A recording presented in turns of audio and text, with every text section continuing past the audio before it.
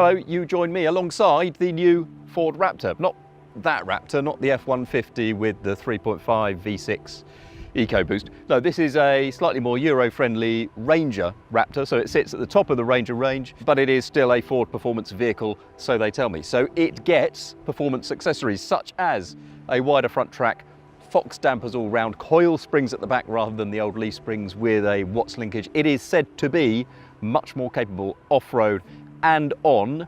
Instead of a big EcoBoost V6, it has a 210 horsepower 2-litre turbo diesel, but Ford says it is still very much a Ford performance vehicle. So let's find out. If you like this video, then check out our 2019 pickup mega test, and don't forget to subscribe below so you never miss out on our pickup 4x4 or other content. So welcome to the inside of the Ranger Raptor, which as we speak is shimmying more than I would have expected actually over some sand dunes. What this car is like on the road, I can't really tell you yet because all I've driven is largely on the off-road stuff, where I have to say it is quite good fun. But you may be able to hear slightly in the background just that drone of the 2-litre diesel. So bi-turbo diesel has a small turbo to get it going and a bigger turbo to take over when the revs are up. It drives through a 10-speed auto, which is new this year, I think, to the Ranger range as a whole. There is one engine option and this is it. The Raptor's twin turbocharged diesel engine, made in Dagenham, is the first application for this new unit. And if you think that a 200 and something horsepower diesel is not quite as spectacular as a V6, you'd be right.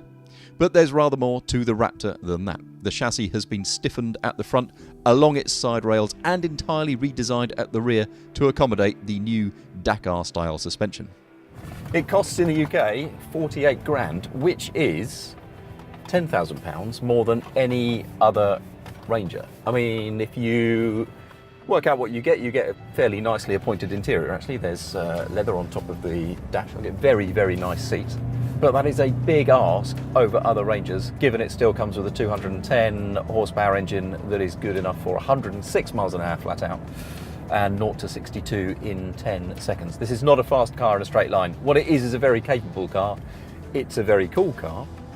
So what do you lose in moving to the fancy new suspension and so on and so forth? Well, you lose a bit of the Ranger's commercial vehicle ruggedness. Instead of a 1,000 kilo plus payload, it's now only 620 kilos.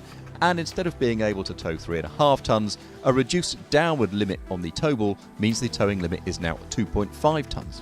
This newfangled rear suspension is meant to be riding bumps, not having large loads placed on it vertically. Now that's a laudable aim, though in the UK means that this Ranger no longer qualifies as a commercial vehicle, so you don't get the VAT back.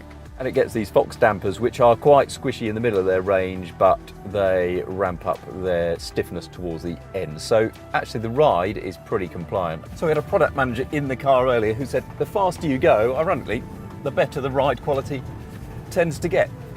I'm entirely sure about that right now, but seems to know what he's talking about. Ultimately then, the Raptor is a curious vehicle. In no longer being classed, in the UK at least, as a commercial vehicle, it's a really expensive pickup with a modest diesel engine. But still, it does a passing impression of a Dakar-spec cross-country rally car. And there is, it has to be said, an awful lot to like about that. Click on the left to watch the pickup mega test and click on the right to subscribe so you never miss out on another Autocar upload.